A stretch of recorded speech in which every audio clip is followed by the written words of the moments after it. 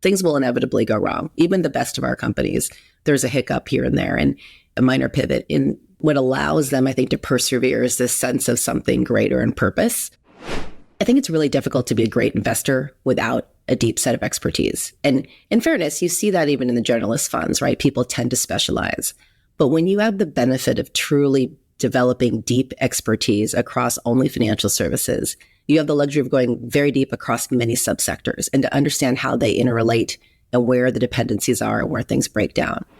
So many of our companies have had to build the infrastructure stack as well because they didn't have the luxury of kind of, embedding other solutions into theirs. And so that's been really phenomenal to see both as an opportunity for innovation, but also as like a real high bar.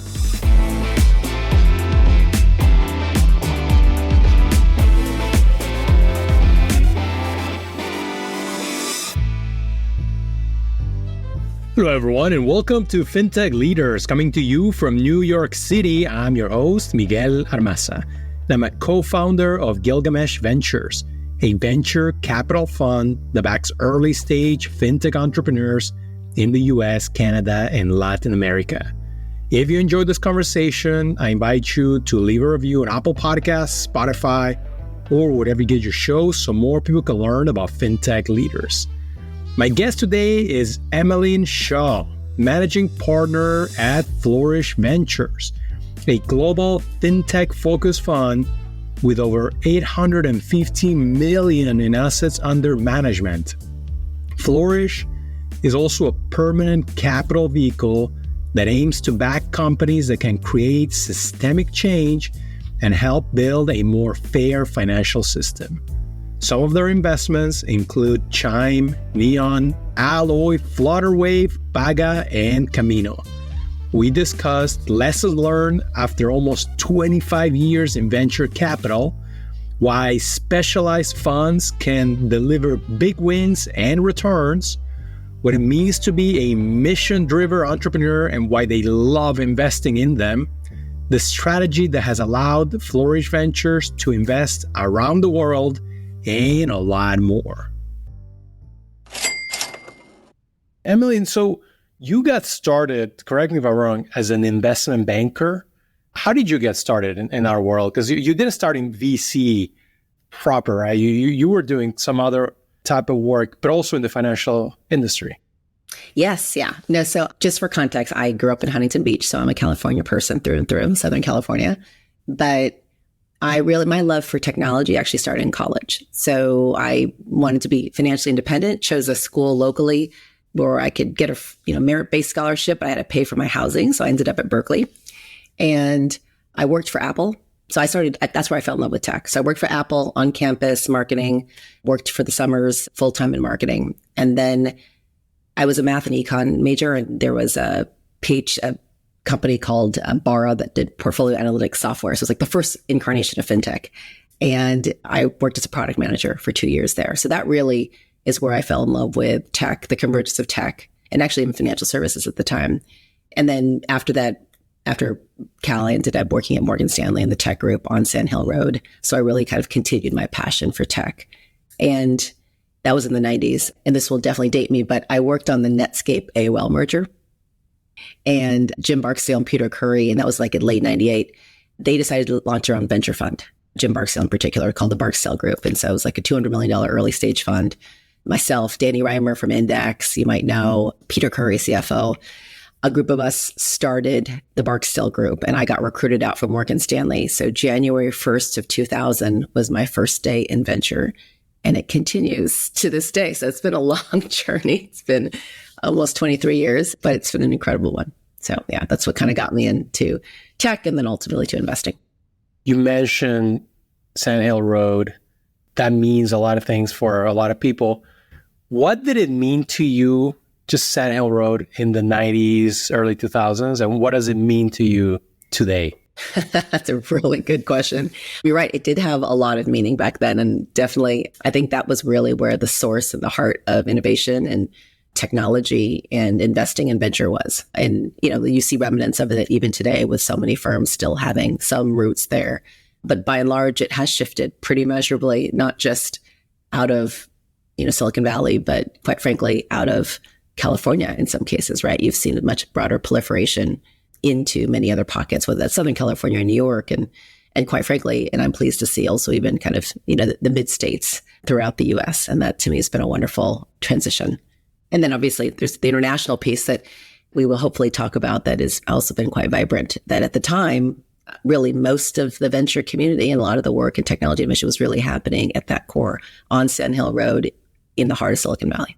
Yeah, it didn't exist, the international VC market. No, not really. Not any consequence. Yeah.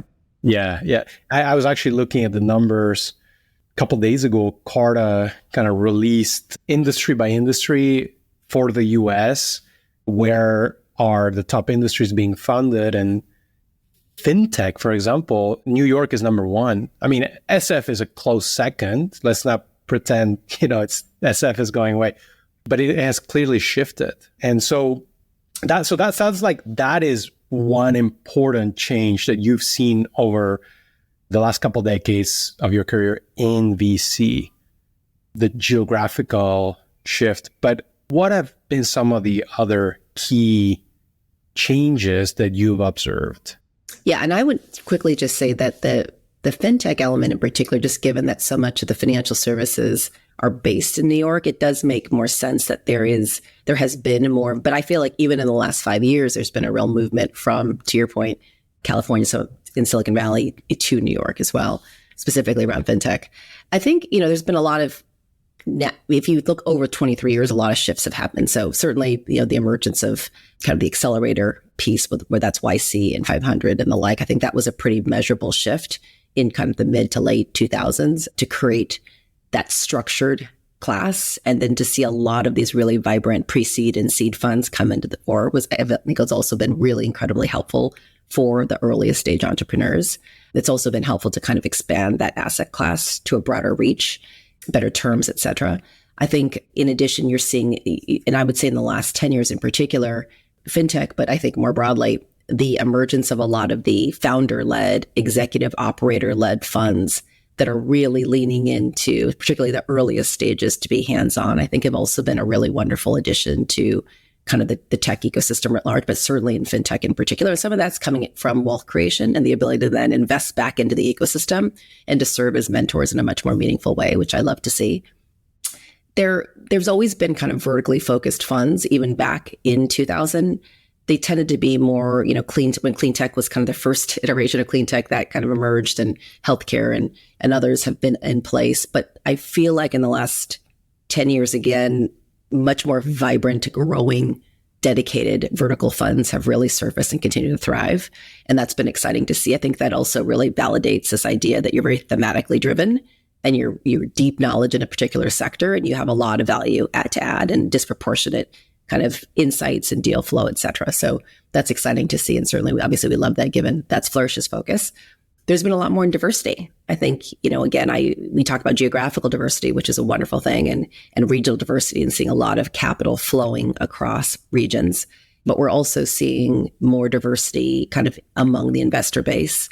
It's not at the level I'd still like to see, but I'm excited to see the movement. I think it's been quite noticeable over the last 20 plus years. And I'd like to see more at the more senior levels. I think, again, it's wonderful that we have the funnel, but to see that.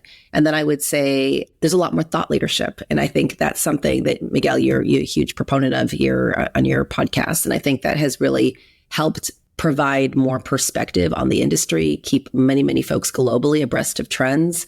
That was not the case. It was much more siloed. The knowledge bases were more siloed. The access to CEOs were more siloed. And I think we're just in a different era where there's so much more knowledge exchange and a real movement towards collaboration that is really phenomenal to see. And I think everyone as an ecosystem, particularly in fintech, benefit from that willingness to kind of cross-pollinate and learn from each other. And there's a lot more humility, I think, particularly in fintech, that I really, really appreciate. Yeah, to your point on the, dissemination of information, the democratization of information, I hear from founders who listen to the podcast, and they are in not just non-fintech hubs, but non-tech hubs. And I'm one of several podcasts and media outlets that they tap to kind of learn about the industry. And you talk to them, and they're just as well-versed as someone in New York, so the resources are clearly there. You mentioned the emergence of specialized funds. And so you and I live in the world of fintech, and we're going to talk about that, but we're seeing SaaS funds, we're seeing climate tech funds, you name it, health tech. What have you learned about building a specialized fund rather than being a generalist? Yeah, I think there's such an importance. I think it's really difficult to be a great investor without a deep set of expertise. And in fairness, you see that even in the generalist funds, right? People tend to specialize. But when you have the benefit of truly developing deep expertise across only financial services, you have the luxury of going very deep across many subsectors and to understand how they interrelate and where the dependencies are and where things break down. And I would go as far as to say part of the reason I'm proud that we built a global fund was because we not only have that visibility in the US, we have that visibility globally. And it's not to say there aren't differences across regions. Of course there are, but there's also some similarities. And when they do hold, there's some really powerful cross-learning. And you can only do that if you start to really deeply specialize. And you build an ecosystem that's very specialized, and you learn and develop partners that are very specialized. And that feeds such a powerful ecosystem, both domestically, but also internationally. And so I think the importance in doing that is really making sure you've got the right type of employees, you've got the right type of culture, and you have to have the right type of presence, like local presence, to really enable that to happen in a successful way. So you've kind of mentioned something that I talk about often, I hear about is, yes, you are investing in multiple countries and geographies, but you can do that because you're specialized in fintech. So you speak the same language as a founder in Nigeria versus Brazil and the US, because at the end of the day, the language is about, fintech, and then it's, yeah. Tell us about that the global approach. I really, really love that. I always mention how I grew up around the world, moving around the world every 3 to 4 years. And so I just love building something that is global and pays attention to all the trends that happen in different places, because then they start connecting. Yeah, well, what's been your approach to building a global firm? Well, first of all, you've done a great job, I think, really representing this broader footprint. So I know we're always looking for partners who think like us. So just for context, we are now $850 million, right? AUM, early stage, seed, Series A. And half our capital is deployed in the US, and the other half is across various targeted emerging markets. So India, Africa, Latin America, other parts of Southeast Asia. Part of our focus, as you know, is we not only want to back disruptive companies, venture return companies, but also they have to drive impact. And the impact that we hope to see is a better, improved financial system that serves consumers better, businesses better, et cetera.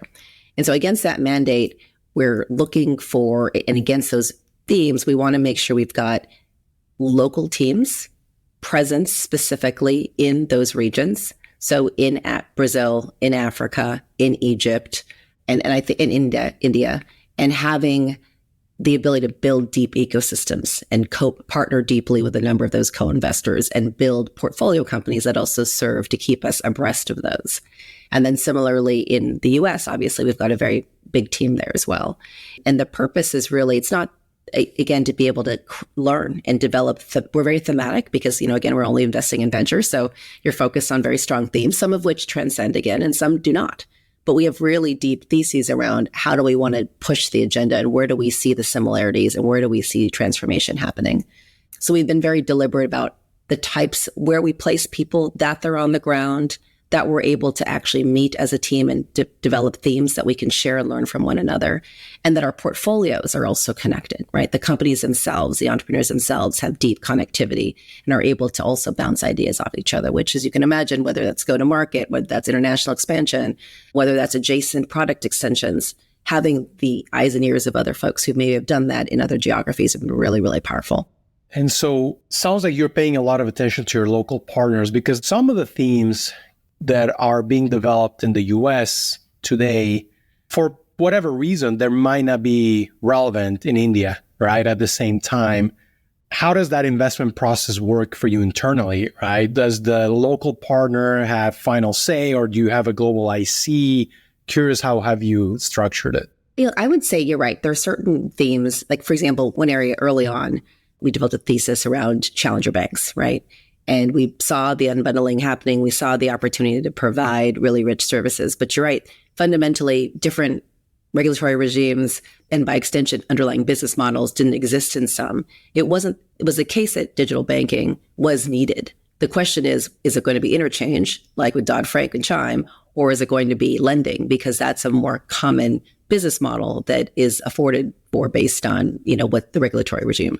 And so I think we were able to actually, in that context, have like 8 challenger banks globally that made a lot of sense, that have all thrived in different ways, but with slightly different underlying business models. So there are times in which they definitely transcend geographies. And then there are other times for which, lending is probably a good one, where there might be much more need and value proposition for kind of specific lending, small business lending in emerging markets, whereas maybe it would show up very differently in the US. And so, yes, in those contexts, we would have very much more thematically driven area of focus as to why a certain business model and a certain go-to-market strategy would make sense, right?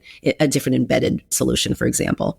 The way we operate is, again, I think part of myself and the other 2 managing partners that co-founded the fund, we are deeply connected. We do separate. I focus on the US. My other colleague focuses on India, and the other one focuses on kind of Brazil and Africa.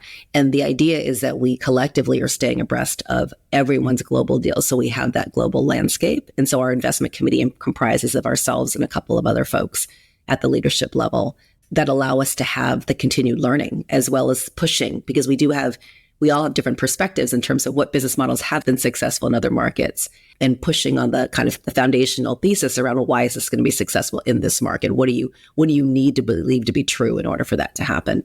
And so we actually find having that vibrant conversation across geographies is actually a much more fruitful exchange, because half the battle, right, is understanding what risks you're adopting when you go into a deal. And so I think having thought leadership there is helpful. And when it comes to the entrepreneurs that you're partnering, something that I've heard you and your team say is that you're looking to partner with mission-driven entrepreneurs, founders. What does that mean? Yeah. They are entrepreneurs for whom success is not dictated solely by the success of their company or their own personal wealth, but a greater good, a greater outcome, an outcome that extends well beyond that.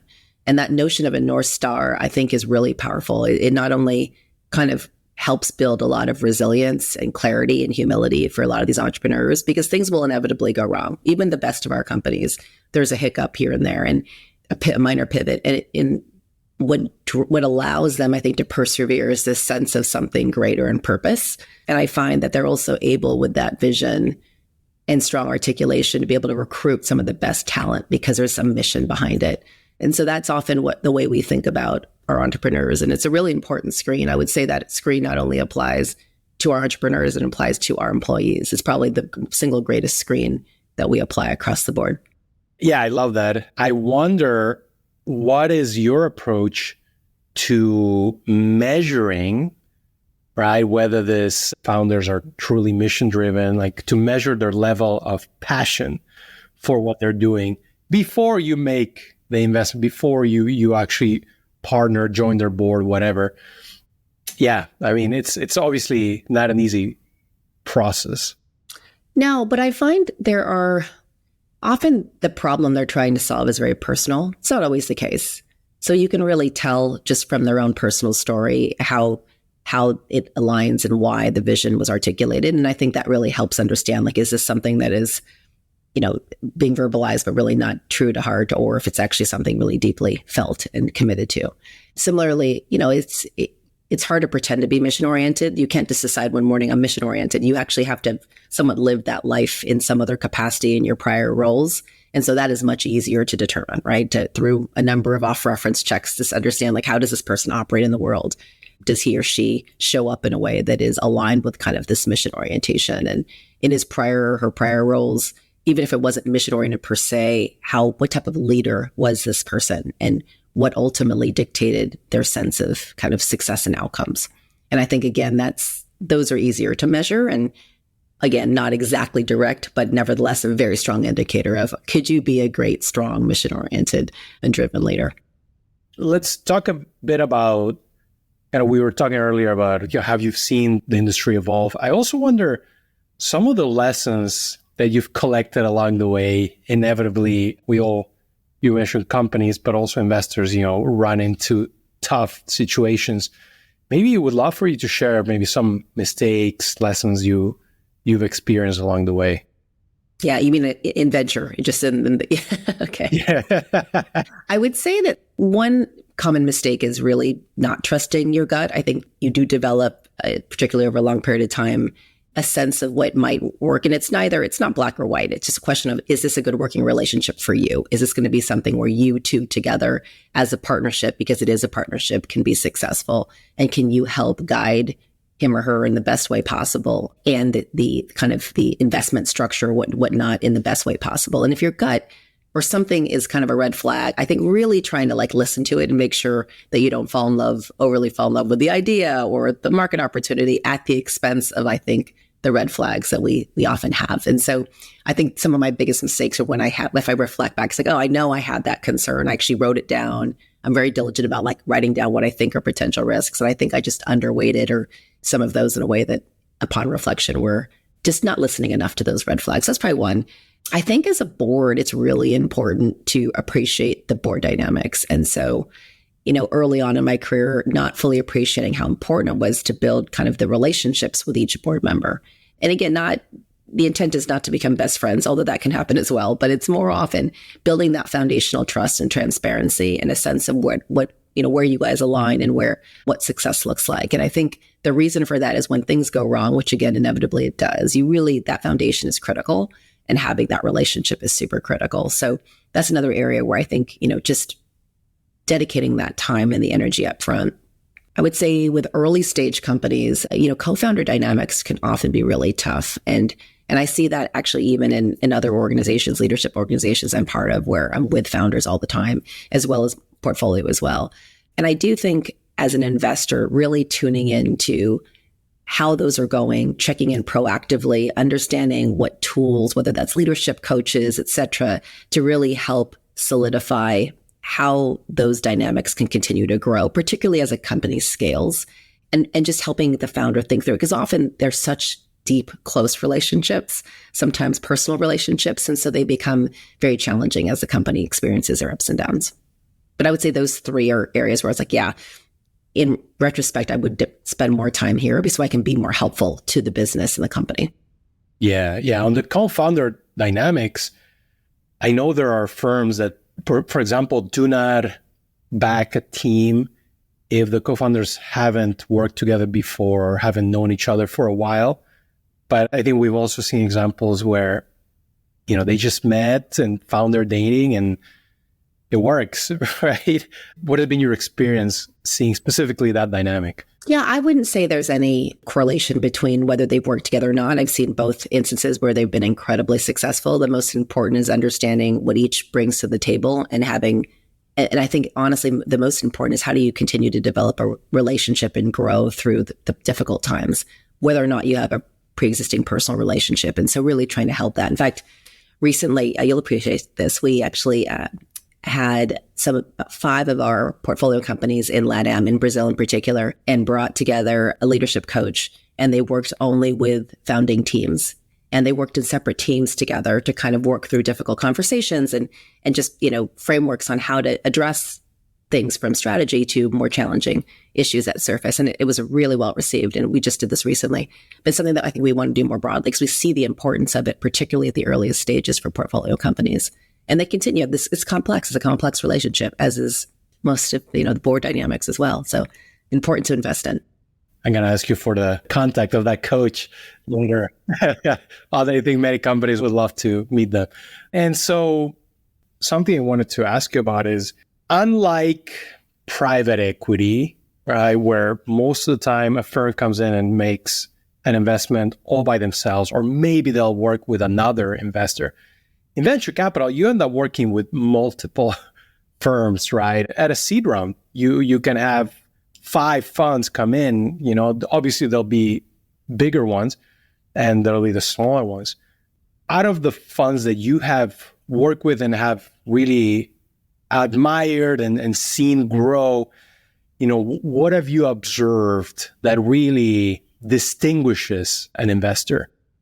I would say, first of all, that, one thing I've really been so impressed with fintech as a whole, the ecosystem, is just how open and warm and like welcoming folks have been. It feels like there's real desire for continued growth and partnership. And I think that says a lot about why the fintech ecosystem has evolved and flourished the way it has.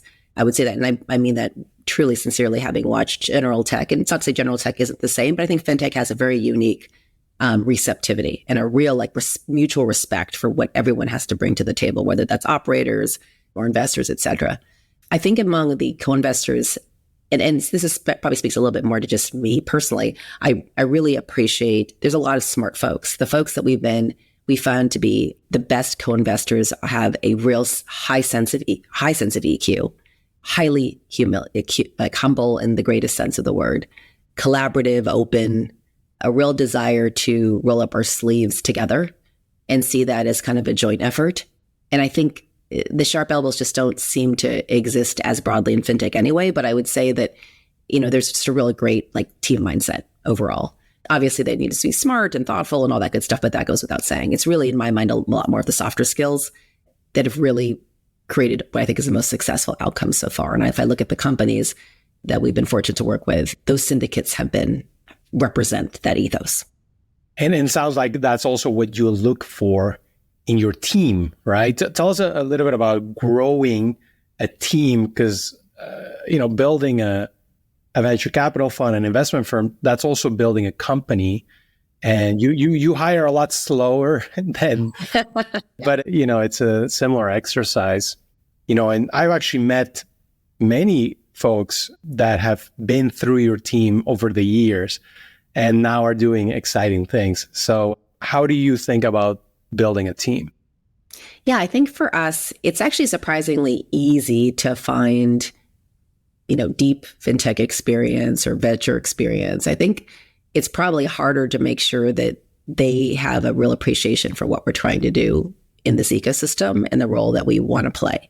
And so we're often looking first and foremost for that alignment. Do you want to see the financial system improve? Do you believe technology fundamentally has the opportunity to do that?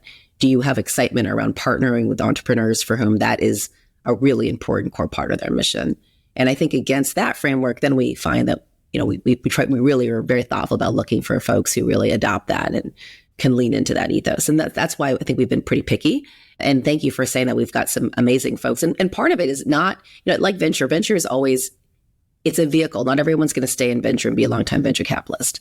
The goal is to actually have them have learned so much, hopefully as part of this platform, to be an incredible contributor and hopefully stay within fintech and continue to allow all of us to continue to learn and push the agenda, whether that's on the operating side or, as a global investor, et cetera. So it's been really fun to not just grow the folks within, but to also grow folks and have them continue to be vibrant in the community and for the portfolio. But yeah, I think that's probably been the most interesting. I would also say that, we're a little bit different. 10% of our capital is deployed in what I characterize as more like ecosystem related work, right? So, fintech is regulated. It's not like general tech where you can just out innovate to your heart's content. You have to live within constructs. You actually have to understand what those regulatory impacts are. You have to partner deeply with the regulators and thought partners. And so we actually have folks focused on policymaking that are really looking at understanding and working and backing folks like Joanne Barefoot and Fred Ayer, who's thinking about the tech sandboxes for policymakers, having conversations on what it means to regulate fintech. And I think that piece, as well as media, we're actually very much looking at ways in which the conversation around financial literacy, financial health, what it means to be financially healthy across the US and even globally. We've actually backed a number of very different form factors, from podcasts to comedy shows, et cetera, all around that narrative, because it continues to be kind of an unspoken dialogue.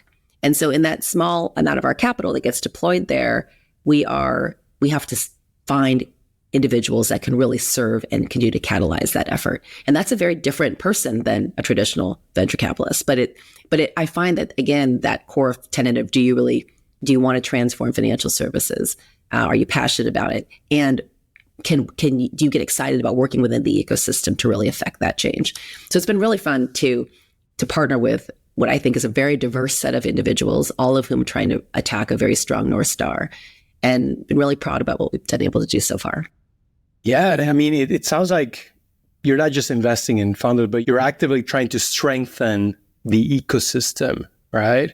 Both in the US and outside the US. And you have been investing in, for example, Brazil. That's a place that's very close to my heart. But you've been investing in Brazil for, a long time, right? Before everyone was talking about it. That's also a place where the ecosystem kind of developing itself and strength and becoming a stronger kind of self-sustaining ecosystem. Now we're seeing a bunch of founders come in, right? Maybe tell us a bit about your experience in Brazil. I know you don't cover specifically Brazil, you're responsible for the US, but you are close to the country.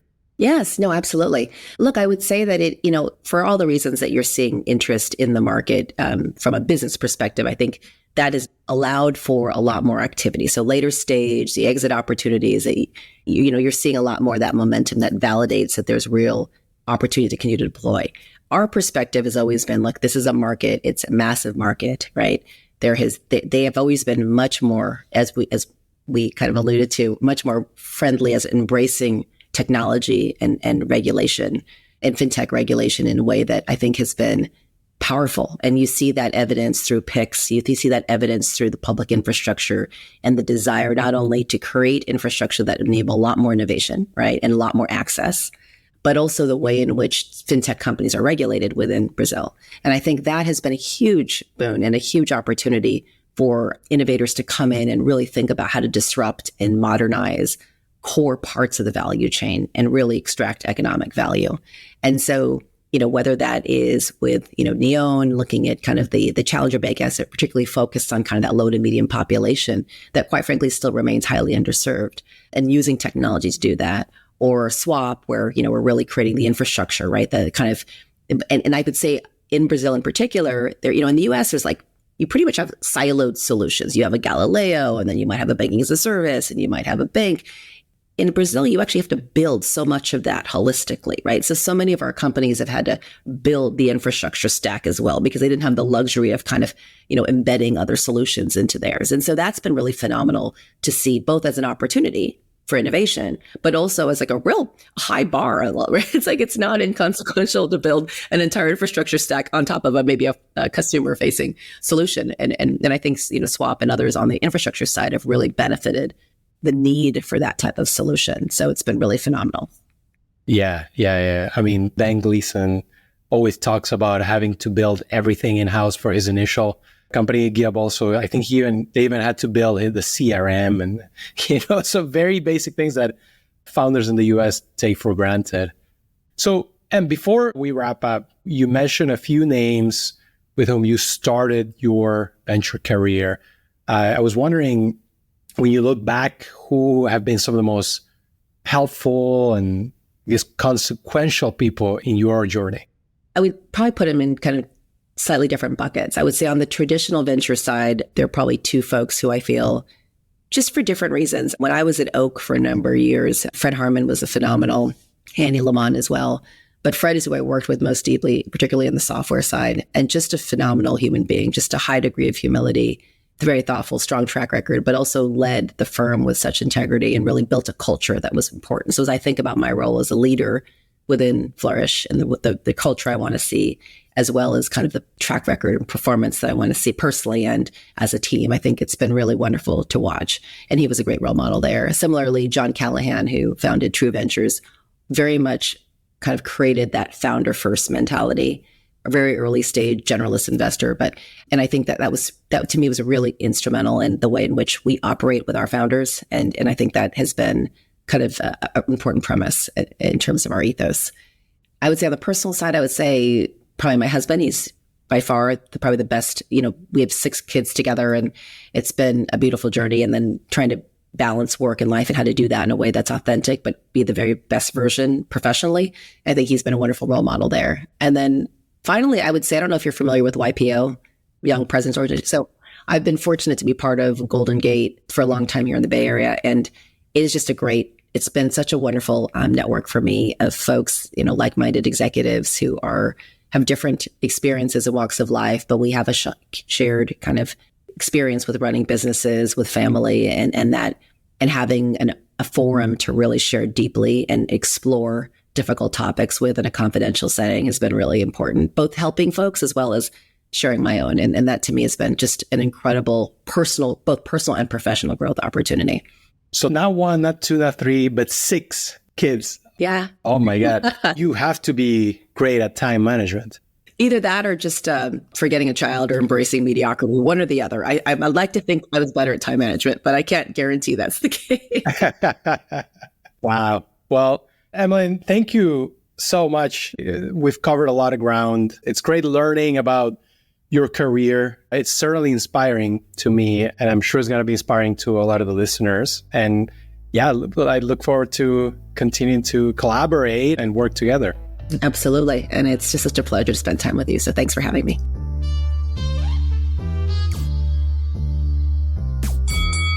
Thanks for tuning in, and I hope you enjoyed this great episode with Emmalyn from Flourish Ventures.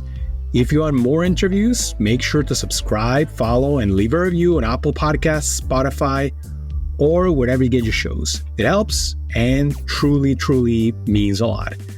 And if you have any suggestions or thoughts about the show, just drop me a line on Twitter or LinkedIn.